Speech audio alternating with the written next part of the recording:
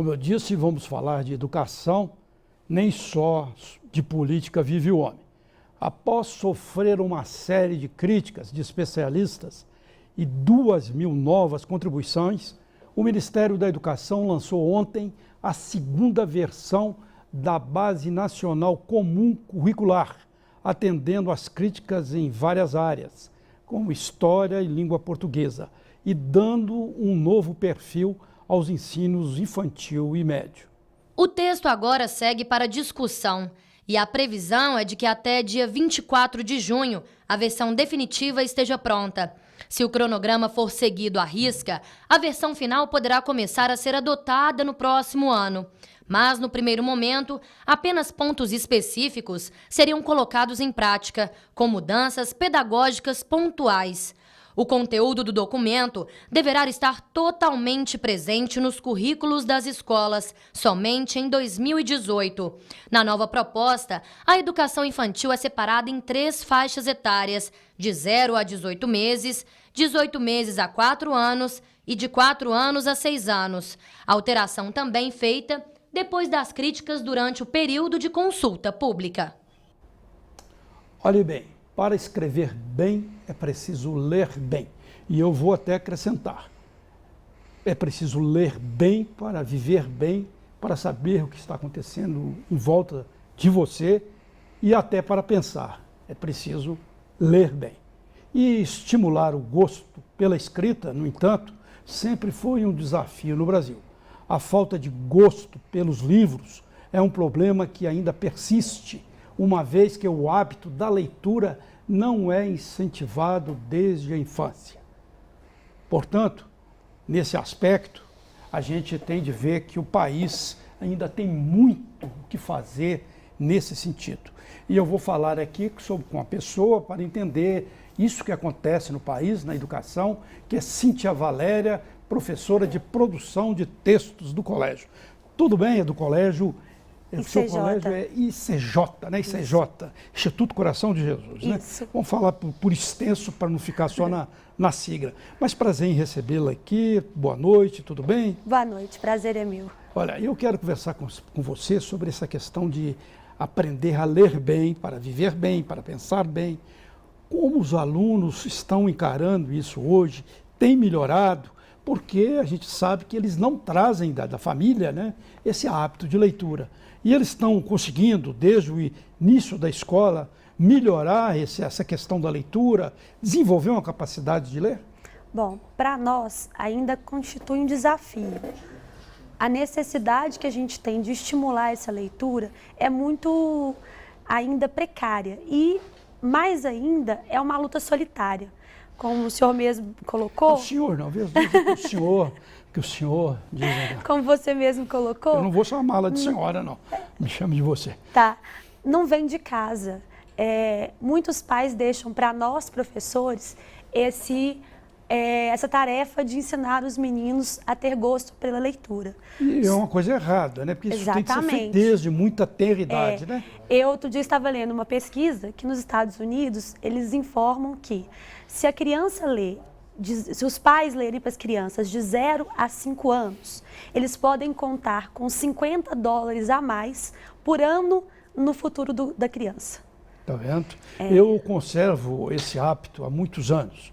Toda vez que um amigo, uma amiga tem filho e tem aquele chá de bebê, né? Chá de bebê, eu dou um livro. Um livro, naturalmente, para a criança ler quando tiver um ano e pouco. Aqueles livros que a criança lê e vê, né? Um ano e pouco. Acho que já é uma maneira de começar a incentivar. Com certeza. Em vez de dar um chapeuzinho, uma blusinha, um bibelozinho, essas coisas. Ainda tem a questão que os pais não leem. E o exemplo faz com que o aluno, a criança, desenvolva o hábito da leitura. Então, se eu não ler, meu filho não vai ler. É o primeiro processo. É a sequência, né? É uma sequência. Viram adultos que não sabem pensar nada, que não entendem de economia, que não entendem de política, que não entendem de literatura, que não entendem de sociologia, que não entendem de nada. Ficam aí, muitas vezes, só bestificados em uma coisa. Não tem nada contra futebol, às vezes só bestificado em futebol. A questão é que quando eles ficam maiores... Não tem nada contra futebol, né? Não pode ser só ter uma coisa, né? Quando eles ficam maiores, tudo que a gente lida com eles é muito superficial. Porque não aprendeu a pensar, né? Eu acho que o ler faz a pessoa pensar, porque é interpretativo. Eu leio Machado de Assis de um jeito, você lê de outro, Sim. né? É uma interação particular, né? Eu posso achar que Paulo Coelho é autoajuda, você pode achar que não. Então, até para a gente poder discutir essa questão, nós temos que ler para poder fazer essa comparação, o que não acontece. Agora eu queria te perguntar, quais são os temas que os alunos estão enfocando nas redações que eles fazem? Eu queria te perguntar sobre os alunos mais novos, né, 7 anos, por aí, e também os que já estão na fase de enfrentar o Enem, Sim. já são com 16, 17 anos? Isso. Então, os meus mais novos, eu estou retomando os clássicos. Então, por exemplo, estou retomando a série Vagalume, O Mistério dos 5 Estrelas, O Caso da Borboleta Tíria, O Escaravelho do Diabo, que até agora foi relançado com um filme pela Sim. editora. Aqueles livros que nós lemos na nossa infância, na nossa adolescência e que despertava na gente um interesse. Por aí, 7 anos? Na idade dos 7 até os 10, 11 Mas já anos. podem ler os clássicos, já pode ler Don Quixote. Pode. Já pode ler Shakespeare. Inclusive, agora tem versões maravilhosas em quadrinhos Não, até. mas pode ler o livro mesmo. Eu conheço muitos casos de meninos de 7 anos que já lê. Lê, mas ainda tem uma estilística de linguagem, uma forma de linguagem, que às vezes essa leitura não é internalizada e a criança acaba tomando um certo bloqueio da sim, leitura. tem esse lado, né? Então o mais adequado é que ele leia um livro, mas esse livro tem que ser adaptado para a idade, né? Já os mais velhos, a leitura de mundo, é conhecimento de mundo que cai no Enem. Então a gente não foca em uma leitura, a gente foca no atual. Tudo aquilo que é assunto hoje no mundo, no Brasil, a gente traz para a sala de aula para discutir, levantar esses questionamentos para que os meninos possam fazer um processo argumentativo sólido, contundente na hora de escrever. A despeito dos ensinamentos, do programa pedagógico, da sua escola, de você, os alunos eles têm uma base, eles têm uma tendência, porque essa geração já vem com até chip na mão, né? Vem com chip assim no dedo. É só muita questão digital, mas eles conseguem perceber a importância de ler, de discutir as várias áreas, de saber que a vida é composta de 500, de 1 milhão de fatores e de não ficarem, como eu disse, bestificados só em uma coisa. Eles estão conseguindo? Bom, a gente está caminhando, né? Todo dia é um processo de construção. A gente tem ainda que lutar com os obstáculos. Como você mesmo colocou, eu tenho um desafio na sala de aula que é fazer o menino desligar o celular, entender que eu estou ali na frente e que eu quero nem transmitir, mas compartilhar conhecimento com ele. Machado de Assis pode ser muito mais interessante do que, uma mensagem, né, do que um post. Exatamente. Eu brinquei que o WhatsApp ficou fora do ar um dia, foi uma maravilha na sala de aula, porque eu tinha sossego, né? Mas aí a gente faz o contrário. A gente usa a tecnologia a nosso favor. Então, quando tem um assunto que ele está em pauta, gente, vamos pesquisar, vamos ver as várias opções aí, o que a revista tal, o jornal tal está trazendo, o que a gente pode tirar aí de equilíbrio entre essas informações. E meninos de 17 anos têm de estar dominando o mundo em volta. Exatamente. Tem de saber, Dilma está saindo, possivelmente dia 11 agora.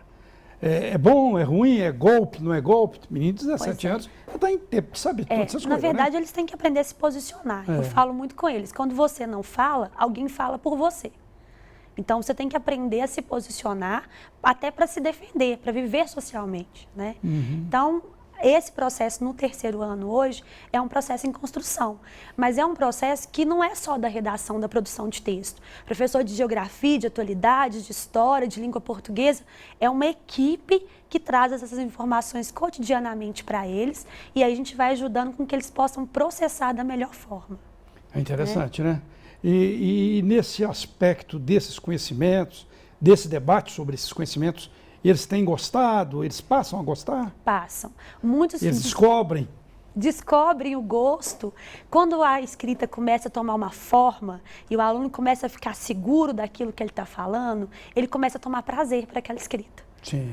E aí ele vai entender que ele é capaz de se posicionar, de comprovar a argumentação dele, que ele é capaz de montar um texto naqueles moldes que o MEC exige, que o Enem exige, que a vida vai exigir dele no ensino superior, provavelmente. Entendeu? Aí você já começa lá na própria sala, tem uma perspectiva que vai sair alguma coisa dali, além de digitadores de celular, né? Ah, mas sai muito. Às vezes, no início do ano, a gente tem um sentimento de frustração. À medida que o ano vai avançando, que os meninos vão criando, chega no final do ano e a gente recebe, depois do Enem, as excelentes notas que eles tiram, e aí você vê que o processo valeu a pena. Né? Mas não é essa preparação, no meu entender, eu não sou professor, mas não é só preparar para vestibular, Não, como era com na minha época, nem para Enem, né? É para entender o mundo, né? Passar em prova, as pessoas mais ignorantes que eu já conheci 2 tipos de pessoas ignorantes. As que ignoram tudo, né? Não sabem nada, e a que tem vários diplomas e passarem várias e que não sabem justamente nada. Talvez sejam mais ignorantes que os outros ignorantes. Com certeza.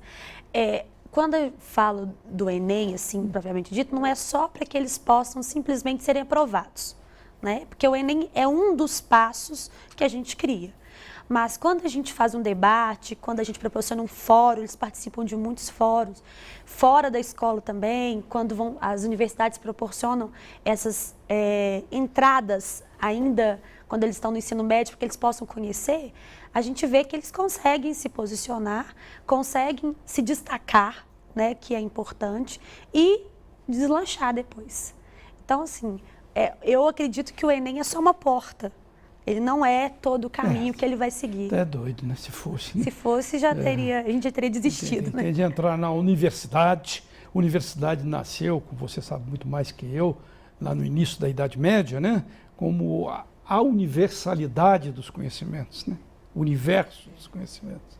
E não aquela coisa bitolada que muitas pessoas que acham que vão para a faculdade, para a universidade, é para aprender só aquela...